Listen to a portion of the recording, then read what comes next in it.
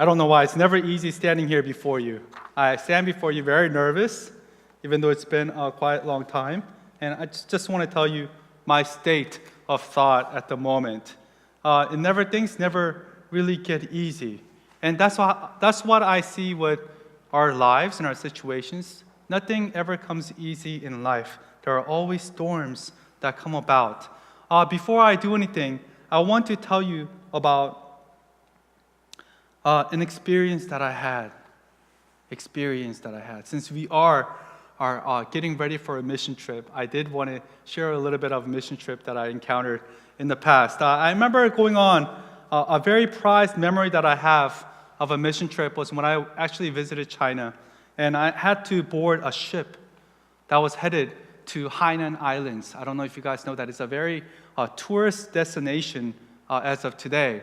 But back in the days, it wasn't very populated, or it wasn't very well known to my knowledge, because I didn't know about it before I went. And after landing in Hong Kong and taking a bus ride all the way down south to Guangzhou, I actually was stationed there for a while, and then took another bus all the way down south. It was an overnight bus, and through the windy road, and finally ended up in this place, and we had to ride a boat. We had to ride on a boat. And it wasn't just a regular boat that you guys can imagine. I know I'm from Seattle, so there's a lot of ferries that go on, and those are very smooth and nice rides. But here you can see the currents were very high, and the storm was coming. And also, it was a boat that smelled really bad. It wasn't one of those boats, it was a commercial fishing boat. Can you imagine? A commercial fishing boat. And 6 of us had to ride in this boat, and we can just smell it, and you can just smell and sense that things are going to go wrong. You just have this thought in your mind. Oh, wow, I can't believe we're getting on this boat, we all thought. And as we got on the boat, it was a 10-hour boat ride, and it was an overnight, so we couldn't really see out in the darkness. And so we were going, and none of us spoke Chinese, and there were all these gentlemen. There were no ladies at all. It was all gentlemen, and we went in, and it was very dirty, wooden plank floors, and then all of us were sitting there together, and the waves started coming. We started heading out, and the ship started to rock back and forth. I don't know about you. I love the sea. I love water. I have great affinity for water.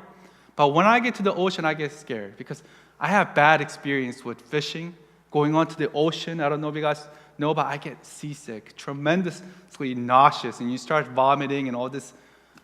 It's just chaos. But at this boat in the mission trip, all of us are sitting there, and the boat started rocking back and forth.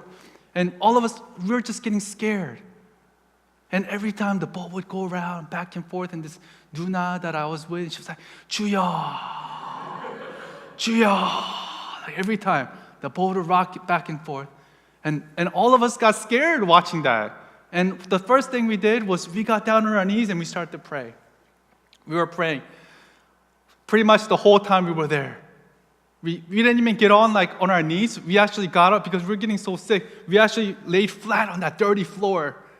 And we're just like, oh, 하나님, 주여, 어떡할까요? We're just screaming. And that was the first time, I think, as I look back, I feel like that's how I understand Peter at this point of his stage, in his moment, in his boat ride. The miracle of Peter walking on water is a model for all of us, the Christians, to follow.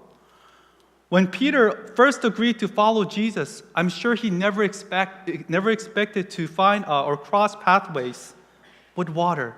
I'm sure he was a fisherman, so he knew the atrocities of what water can do to a fishing boat.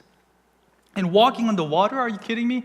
That was the last thing I'm sure that was on Peter's mind as he was out on a boat. Likewise, we too are trying, just like Peter, we too sometimes we try to avoid the situations that might bring currents and storms into our lives. What I'm trying to say is that most Christians like to play it safe. They like to play it safe. They like to keep secure. They like security. And they like to keep their walk, their faith, and their journey with Christ in a very secluded, a very quiet, and with calmness. But there is one problem to that, of keeping your life in a stable form. God will never allow you to stay in your comfortable place. Sooner or later, the storm is going to find you.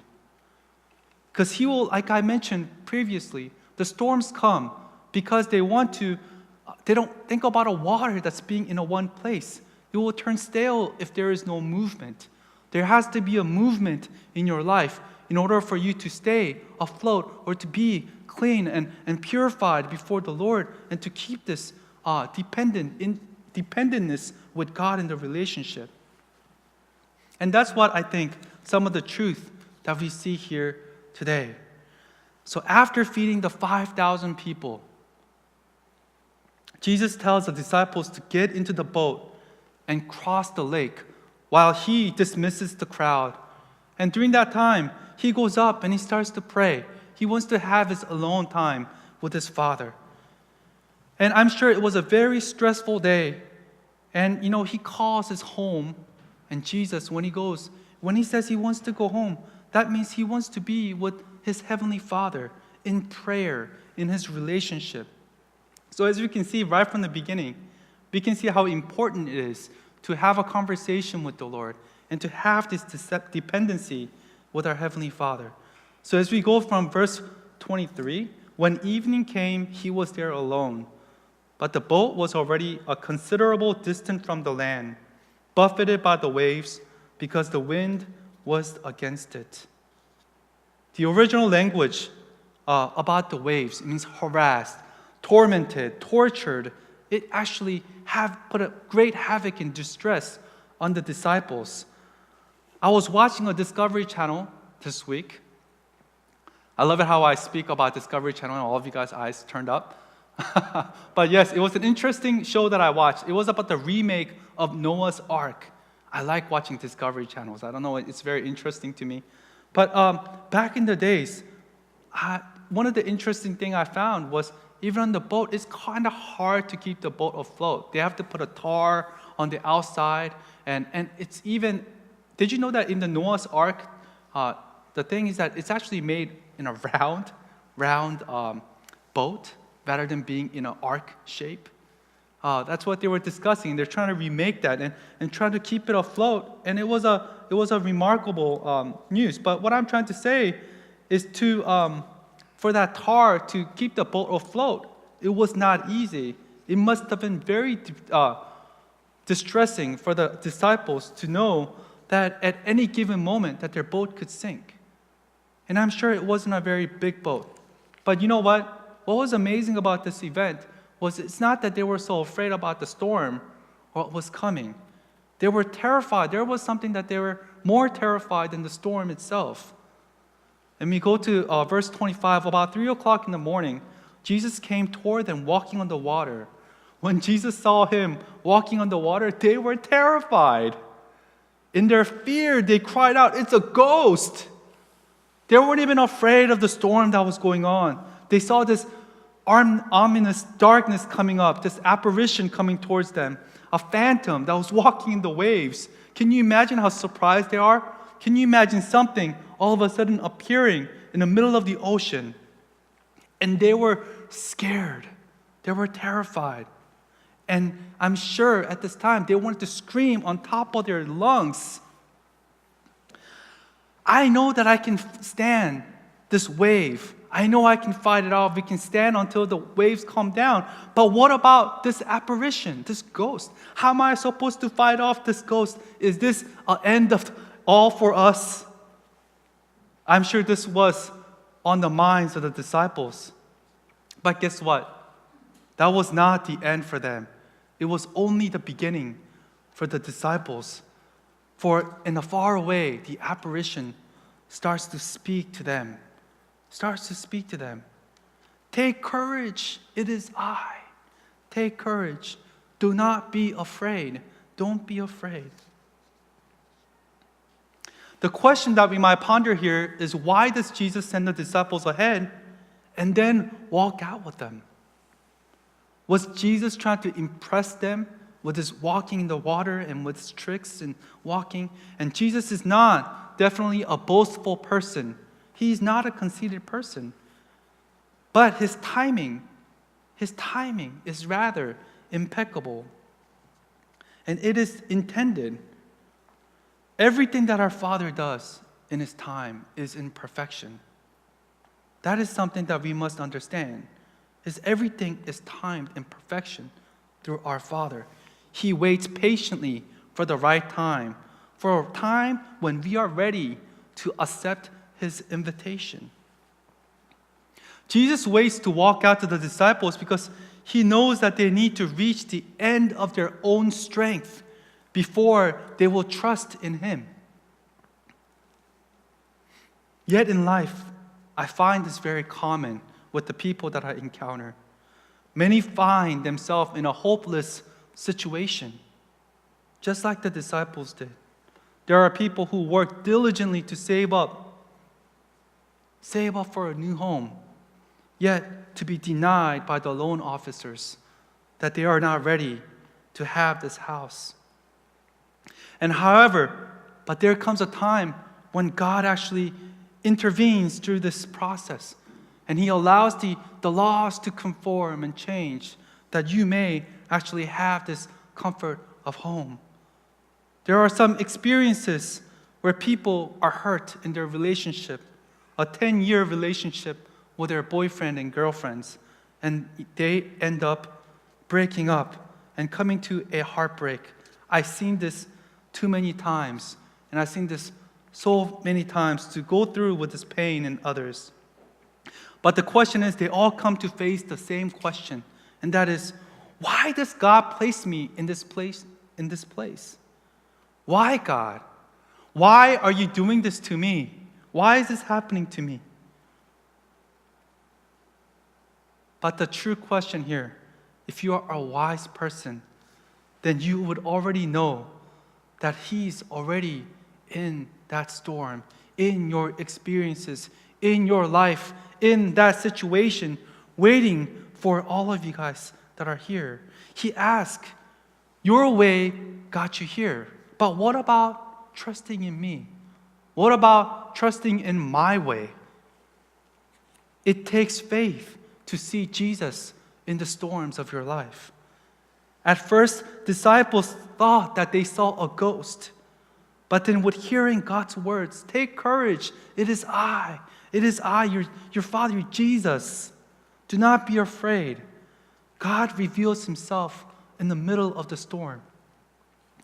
God is in all of your storm, and he longs for each and every one of you to come, to stop doing things your way. And he waits for your breaking point so that you would finally realize to place your trust in him. The next situation we see here in verse 28 through 29. Then Peter calls to him, Lord, if this is really you, tell me to come to you, Lord. Walking on the water. And Jesus says, yes, come. So Peter went out over the side of the boat and walked on the water towards Jesus. Place yourself in Peter's sandals for a minute here. It's around 3 a.m. Storm clouds are coming in. A violent wind and whips sail through the shreds. Your tiny little craft is about to fall apart. Everything else is just coming apart around him. But guess what? Not Peter. Peter got out of his boat and started to walk towards Jesus. What a great faith that he had. Why would you leave? Why in the world would you leave in the middle of the storm, the safety of your boat, and grab on the railings and jump over to the water? For one thing, boat is right now, it's not a safe place, but the water, it's even worse. Peter had his eyes were gazed upon Jesus, and he knew that he was the one that he needed to trust at this time. And isn't this the similar event that we go through our times of turbulence? This is important because whenever we have trouble in our lives, whenever things get worse, the one thing that I discovered that our college students or all of us that we have developed, the habits we developed, we ended up going back, repeating in a loop, same thing over and over again, just like the waves that are hitting against the boat. The trouble comes, we end up going back to our dependent things in life. Might be TV, might be video games, might be drugs, might be relationship with your girlfriends and boyfriends, might be relationship with parents. Whatever it may be, whenever our fear strikes in our minds, our mind automatically clings on to these things that we depend on. But just take this time to ask yourself, what is it that produces most fear in all of us here today? Especially when we think about leaving those things and jumping out of our lifeboat and going on to meet with Jesus. When life gets stormy, we just keep turning back to things that gives you comfort. A relationship gets rocky and you think you're going to sink, but instead of seeking out counsel or to improve communication, you just cling on to your old habits. And the point here is that fear keeps us clinging to the boat that we're in. And additionally, that fear prevents us from growing. That prevents us from growing in a relationship with God. So what should we do? What must we do? We must take courage and trust in Jesus. We must take courage and trust in Him. Imagine the thrill that Peter felt to be walking on water. Like a baby taking his very first steps. Wow, oh my gosh, I'm walking on water. Even though he's so fearful of what the water could do to him, he's making his progress towards Jesus. One step at a time. And finally, something goes tremendously wrong. But when he saw the strong wind and the waves, he was terrified and began to sink. "Save me, Lord, save me," he shouted. Jesus immediately reached out and grabbed his hand and pulled him aboard. And he said, You have little faith. Jesus said, "Why did you doubt me? Why did you doubt me?" Here is the reality of what happens in our lives. When you get out of the boat, we expect that it's going to be a straight road toward Jesus, but no. We end up facing fear, rejection, and failure. I'm sorry to say, but the problems just don't vanish immediately. But what is even worse is if we do not take the risk at all. The failure that we face in our lives, it is not the final and it is not fatal. Failure can be a lesson that leads you to a better place. A failure that can lead you to a better place in the future. For Peter, he learned that he needs to not take his eyes off Jesus' face and not to concentrate on the wind and the waves around him. Little faith is looking all around us, but a larger faith is when we keep our focus on Jesus and following Him and refusing to let these fears to come and overcome our lives. A failure be the last word on your situation. So trust in the Lord who has authority over all storms in your life. When I finally got off the boat in my mission trip and went into the Hainan Islands, there waited many more struggles and way more troubles along the way. But through it all, I now understand that it was time when God was telling me, saying, "Sam, why do you have so little faith? Why do you doubt me? Why do you doubt me?" The next morning, I didn't wake up with resentment or guiltiness in my mind.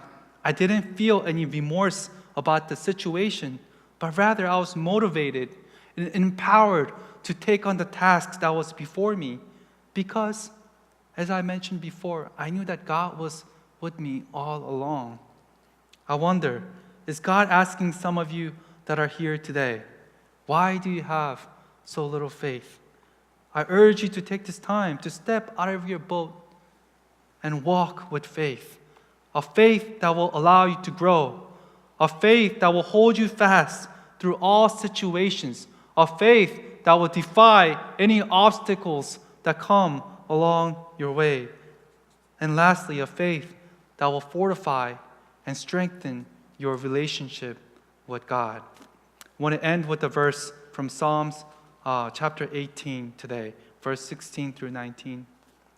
He reached down from on high and took hold of me. He drew me out of the deep waters. He rescued me from my powerful enemy, from my foes, who were too strong for me. They confronted me in the day of my disaster. But the Lord was my support. He brought me out into a spacious place. He rescued me because He delighted in me. I trust that all of you guys that are going through storms in your life, I believe that all of you guys will find this verse, this testimony to be of yours as well. Let's all pray. Heavenly Father, I thank you for this message here today. I pray